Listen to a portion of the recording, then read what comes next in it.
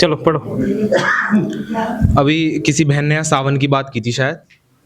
तो एक बार माँ पार्वती माता लक्ष्मी के महल पहुंची और कहा कि इतना सुंदर महल, घर वापस आई भोलेनाथ से कहा कि मुझे भी एक महल चाहिए। तो बाबा ने कहा कि क्या करेगी महल का, हम तो पहाड़ पर्वत पर रहने वाले आदमी, हमें क्या जरूरत महल की। तो मेरा भोलेनाथ कहता है कि मैं भांग घोट के पिया करूं तू पीवे अमृत गंगा का। आहा। मैं भांग घोट के पिया करूं तू पीवे अमृत गंगा का।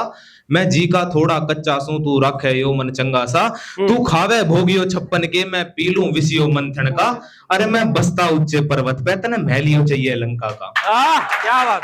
और उसे भी कोई और ले गया, उसे भी कोई और ले गया। क्रांतिधरा मेरठ से आता हूँ, उज्जवल प्रताप कौशिक मेरा नाम है। जो कुछ कहूंगा इस देश की अखंडता, संप्रभुता और शौर्य गाथा को ध्यान में रखकर कहूंगा। कोई भी निरर्थक व्याख्या आदि नहीं करूंगा। प्यार मोहब्बत लिखने का मेरा विषय नहीं है, क्षमा चाहूंगा अगर आप वो सुनने के लिए यहाँ बैठे थे तो। एक बार महाराणा प्रताप की मां ने अपने बेटे से कहा कि बेटा तू 2 तलवारें लेकर युद्ध लड़ने जाया कर। तो बेटे ने बड़ी मासूमियत से पूछा कि क्यों मां, तू ऐसा क्यों कह रही है। तो उन्होंने कहा कि बेटा अगर शत्रु निहत्ता हो, शस्त्रहीन, तो उसे पहले एक तलवार देना, तत्पश्चात उससे युद्ध लड़ना। ये हमारे देश की संस्कृति रही है कि यहाँ बाप अपने बेटे को युद्ध लड़ना नहीं सिखाता, यहाँ माँ अपने बेटे को युद्ध लड़ना सिखाती है। ऐसी ही राजस्थानी माटी का जिक्र अपनी पंक्तियों में रखता हूँ। यार एक बार ताली होनी चाहिए इस बात के लिए, एक बार जोरदार ताली होनी चाहिए। बहुत ही सुंदर यार। बहुत बहुत शुक्रिया, बहुत बहुत शुक्रिया। हम कौन लोग हैं? गंगा का पावन जल और जल से उगता सूरज है हम कि गंगा का पावन जल और जल से उगता सूरज है हम। नवनिर्माण की नींव से लेकर नव भारत का कल है हम। हमने ही तो इस दुनिया को 4 वेद का ज्ञान दिया, मोहमाया के भवसागर से नव निकास का ज्ञान दिया। जिस धरती के हर कण में बस क्षण क्षण ओम सुनाई दे, जिस धरती का हर एक कण बस राम नाम की गवाही दे। अरे राणा की हुंकार से लेकर कुंभा को जन्म दिया जिसने, आंखों में अश्रु उधार लिए पुत्रों का रक्त पिया जिसने। पर याद रखा बस चेतक तुमने और राम प्रसाद को भूल गए। याद रखा बस चेतक तुमने और राम प्रसाद को भूल गए। याद रहे महाराज रतन सिंह गोरा बादल को भूल गए। नमन किया मां पद्मावत को जौहर में थी कूद पड़ी। याद रही वो महारानी 16,000 माए भूल गए। अरे भूल गए मां काशी बाजी बाजीराव मस्तानी जोड़ दिया। जोड़ के भगवा आतंकवाद भारत भीतर से तोड़ दिया। नाम आज वो गिना रहा हूं इतिहासकार जो भूल गए एक वीर भवानी मां पन्ना भी भूल गए। विट वृक्ष कटाने की खातिर चंदन कटवाया था जिसने, विट वृक्ष बचाने की खातिर चंदन कटवाया था जिसने, अपने पुत्र की छाती चिरवाकर राजपुत्र बचाया था जिसने। क्या बात है, बहुत ऐसी दानवीर रणभूमि राजस्थान है। मैं जितनी शत बार नमन करूं उतना कम है। माता पन्ना ने अपना बेटा रख दिया था और राणा उदय सिंह को बचाया था। और शायद आपकी जानकारी हो या ना हो, राणा उदय सिंह के पुत्र हुए थे महाराणा प्रताप।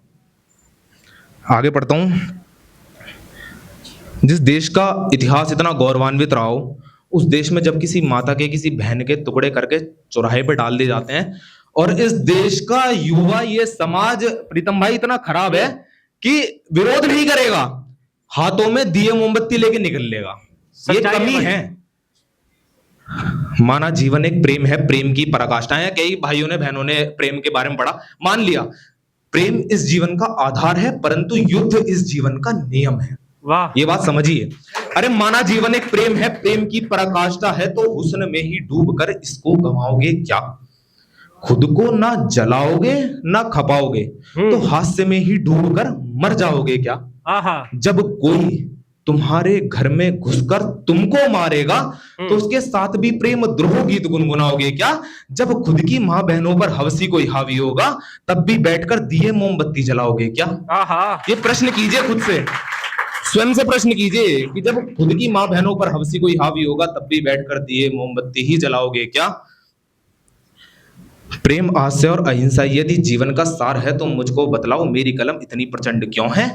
और समझौता ही यदि युद्ध का परिणाम है, तो मुझको बतलाओ राम के हाथ में कोदंड क्यों है? वाह, क्या बात है, बहुत ही सुंदर। कोदंड भगवान श्री राम के धनुष का नाम था। प्रेम इस जीवन का आधार है, परंतु युद्ध इस जीवन का नियम है। युद्ध क्या होता है? अच्छा, मैंने बताया कि माताएं अपने बेटों को सिखाती हैं। युद्ध होता क्या है वाकई में?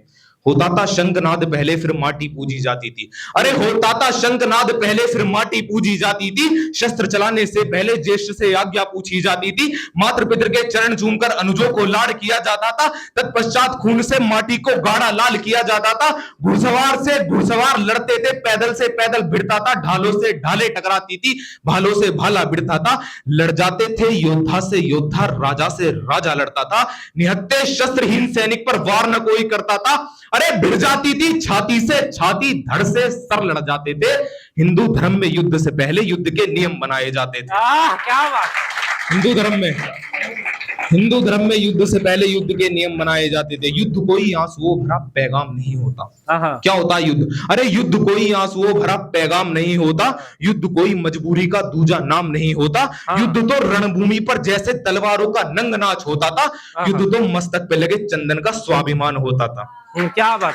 लोग मर कट जाते थे अपना स्वाभिमान बचाने के लिए। माँ पद्मावती ने कह दिया था कि मैं अपना नखून नहीं दिखाऊंगी, मर जाऊंगी जौहर कर लूंगी, नखून नहीं दिखाऊंगी। लोग कहते हैं कि तुम प्रेम की बातें भी लिखा करो, श्रृंगार की, हास्य की बातें भी लिखा करो। मैं लिख सकता हूं, ऐसा नहीं है कि मैं नहीं लिख सकता। माँ भवानी ने मुझे इतना आशीर्वाद दिया है कि मैं लिख सकता हूं, और शायद अच्छा बुरा जैसा भी लिखूं, परंतु लिख सकता हूं। परंतु मैं लिखूं हिमालय की चोटी में नदियों का अवसाद लिखूंगा। मैं क्या लिखता हूं कि मैं लिखूं हिमालय की चोटी में नदियों का अवसाद लिखूंगा। अखंड भारत की लाल समय में मस्तक का उन्माद लिखूंगा। मैं लिखूं कर्ण का नया सवेरा, हाथों से गिरती रेत लिखूंगा। फिर से चमकते बाणों से मैं एक नया कुरुक्षेत्र लिखूंगा। स्वाभिमान वाला जौहर जौहर खातिर कोहराम लिखूंगा। देश के टुकड़े करने वालों का गद्दारी में नाम लिखूंगा। मैं लिखूं भगत सिंह फांसी का फंदा, फंदे की वो धार लिखूंगा। मैं लिखूं भगत सिंह फांसी का फंदा, फंदे की वो धार लिखूंगा। संस्कार और संस्कृति वाले वेद वो चार लिखूंगा। अरे राम लला की पावन धरती पर मैं जय जय श्री राम लिखूंगा। शत्रुओं की छाती पर चढ़कर भारत मां का नाम लिखूंगा। क्या बात है, बहुत सुंदर, बहुत सुंदर, बहुत सुंदर। तुम सुनना किसी शायर की इश्क एक गजल सुन लेना। मैं माँ की गोद में सर्रक उसकी लोरियां सुन लूंगा। तुम चुनना किसी गोरी का महकता बदन चुन लेना। मैं माँ भवानी के चरणों की धूल चुन लूंगा। और तुम करना किसी से इश्क ए इजहार कर देना। मैं कागज कलम की नोक पे जंग का ऐलान कर दूंगा। वाह क्या बात है। लोग कहते हैं कि विश्वगुरु बनेंगे हम बहुत जल्द। विश्वगुरु बनने में अभी समय है। विश्वगुरु बनना है तो गुरुओं वाला एक काम करो। विश्वगुरु बनना है तो भगवा वाला परिधान करो। विश्वगुरु बनना है तो रणभूमि पर सिरदान करो। विश्वगुरु बनना है तो बजरंग बाण का पाठ करो। विश्वगुरु बनना है तो अमृत छोड़ विषपान करो। और करनी है गुलामी फिर से, हाथों में पहनो चूड़ियां और घर पर बस विश्राम करो। क्या इस पावन भूमि का कर्ज ऐसे अदा नहीं होता। आर्यव्रत की शान का बुर्का परिधान नहीं होता। हाथों में कलावा, माथे पर तिलक लगाओगे, तब जाकर अखंड भारत के राम भक्त कहलाओगे। जय श्री राम। चिल्लाएं साहब, राम भक्त।